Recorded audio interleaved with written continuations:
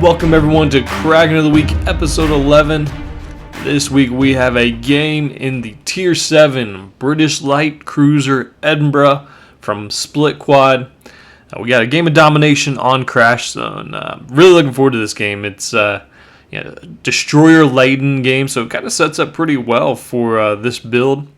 Using the radar consumable instead of the smoke, that is one option that this ship gives you, and real key to seeing success with this type of game and this type of matchmaking.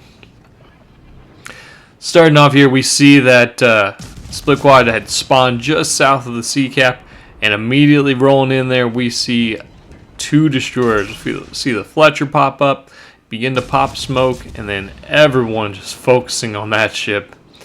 Probably got a little bit too aggressive if you're that Fletcher. Would have been better just to sit back.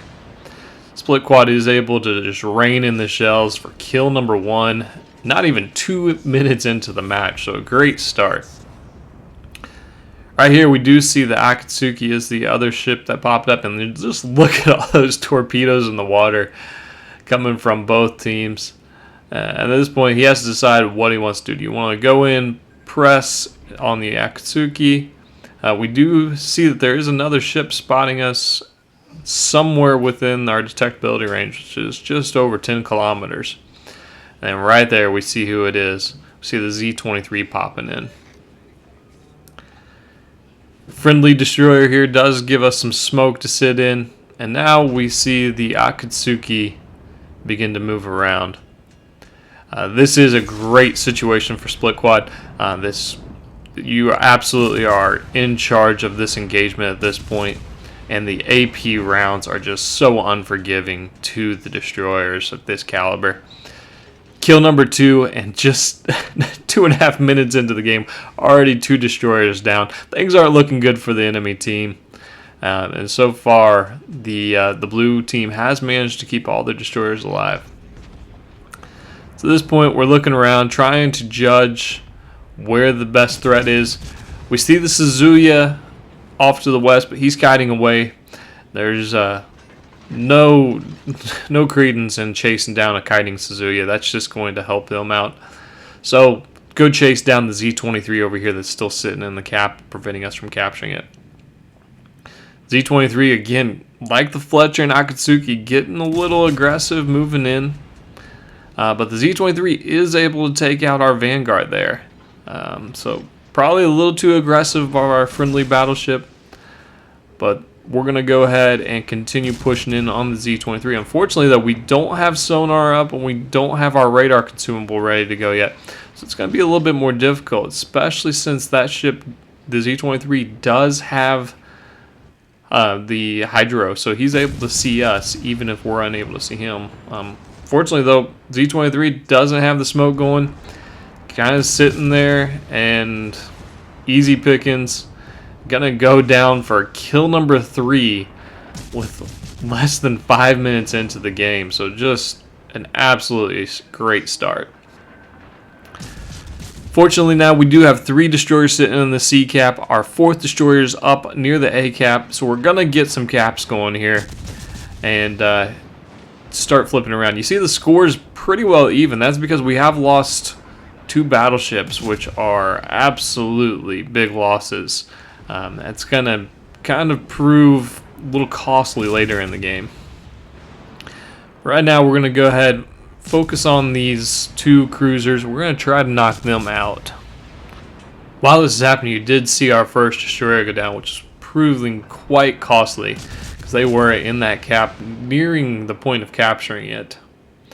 And now Split Quad, realizing he is severely outnumbered and the only visible target right now, wisely begins to kite away. In the process of kiting, he's done a great job here, resetting that capture point as much as possible. This isn't going to be a winning game move, but what it is going to do is it's going to prolong the amount of time it takes for the enemies to capture the point, and just delay their ability to bring in regular points to their total. So absolutely smart move here. And you can see the Bismarck is continuing to shoot, but he is using that rudder turning in and out and minimizing the profile of the ship in order to make it difficult to hit. See, the Bismarck does get back behind the island. Go ahead and shoot one more salvo with him. And now he's got to start focusing on the closer threat, which is the Siegfried right now. You see, we do have a cruiser off to the east. We have another cruiser way off to the west. Actually, sorry, that's a battleship. So we're kind of a little spread out and have some decent cross-firing positions on the enemy. Now the trick's going to be trying to make sure that all the blue team focuses on one or two ships in order to start just whittling them down. The focusing the fire will absolutely make it easier for the team to win. You know, the quicker you're able to take off enemy guns off the map, just overall it's going to make it a lot easier later in the game. Overall, the blue team's in a little bit of a tough position right here. Losing 2 battleships early on made it extremely difficult. Those battleships, they're out there mainly to take out the enemy cruisers. You see the enemy still has 3 cruisers and 2 battleships. So missing the ability to deal high amounts of damage in single salvos it's going to be much more difficult to go through this team. Basically, you're going to have to play a lot more patient and play the long game rather than looking for devastating strikes. You can see here, we do have the 1 destroyer up to the northeast, a single cruiser just to the southeast of him. Unfortunately, that destroyer that was up in the northeast goes down, and now we're at a ship disadvantage. Things are starting to look a little bit hairy. Our lone battleship is off to the west, and not 100% sure what they're doing over there. Kind of keeping themselves out of the game. Really need them to take a couple shots at the Siegfried. Now we see the shells flying in there, HE shells. That's not extremely productive. If you're in a battleship, you should be shooting mostly AP against cruisers. You know, there is somewhat of a risk of over-penetrating, but overall, you see right there, there's that salvo of AP along with split quads absolutely tearing through the Siegfried, and that's going to be kill number 4. Thanks there to the supporting fire from the team.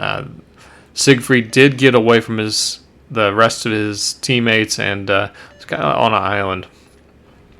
Now we do have equal number of ships, but again, the enemy team does have the big guns and the 2 battleships. And even worse, those 2 battleships are in a division, so they're working together pretty closely. They're going to be quite the threat to try to take out. See, our Wichita is mostly at full health, so he's still doing pretty good. But what we need now, we need those destroyers to get up ahead of us, do some spotting, and find out where the enemy destroyers are and what kind of threats we need to be responding to. As we're continuing northward here, we see the Surrey pop up, and a broadside Surrey makes a very juicy target. Even at this range, the Edinburgh's guns can absolutely do some really good damage. A couple fires has already been caught on, and it looks like our destroyer down to the east is firing some shells at the Surrey, which is fine as long as they're being smart enough to maintain their health. But right here we get shots from the Wichita coming in, we get shots from our destroyer and shots from us, and this is what I was talking about, the focusing of the fire. Team's doing a great job of focusing, making sure that they pick one target to take down, and that's just going to whittle those ships down a lot quicker. And just getting the guns off the map. That's the whole key, getting the guns and the potential damage off the map as quickly as possible.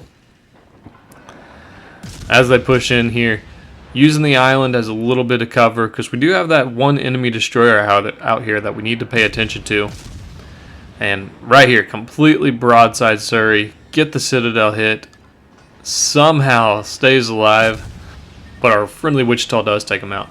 Then we see these torpedoes coming in. Those were in packs of 3, so we know it's most likely the destroyer. And right there, the destroyer pops up. Tries to set a smoke screen, but that radar is active. and Split Quad is able to finish off the Akatsuki. However, the Surrey gets the last laugh and gets Split Quad in the process. But kill number 5 there. Fortunately, the blue team's able to pull it out and get a huge victory and a huge XP score. That's all we have for Kraken of the Week, episode 11. Thank you all for tuning in. If this is your first time coming here, consider hitting subscribe. We'll have a lot more videos coming at you shortly. Have a great day.